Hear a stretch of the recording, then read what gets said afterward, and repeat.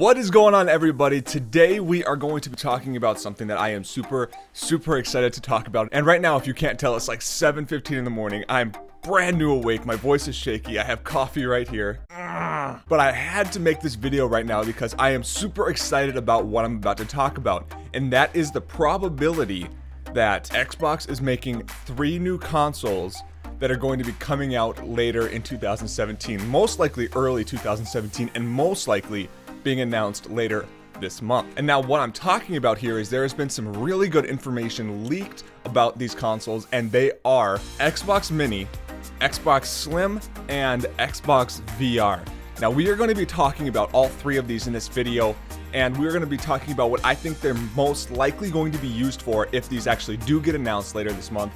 And I'm just really excited to talk about this, so let's get right into the video, guys. So we're going to start out with the Xbox Mini.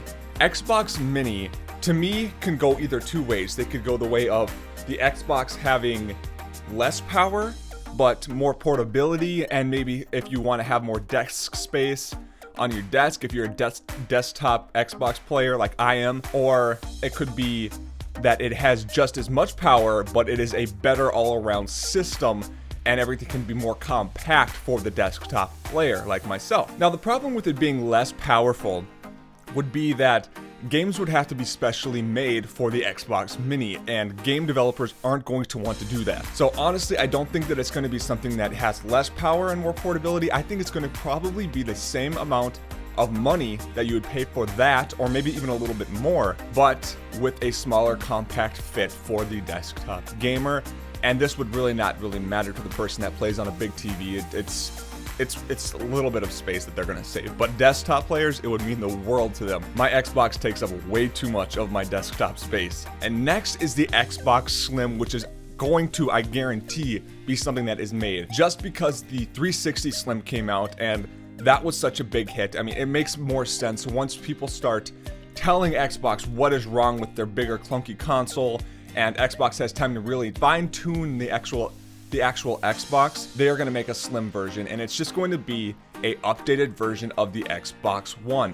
Hopefully that it will be running everything at 60 FPS and everything at 1080p, but again, these are just rumors. But the Xbox One Slim is going to be made, I guarantee it. Now we are going to talk about the VR Xbox. Now this one is, again, very likely to happen because of the PlayStation VR.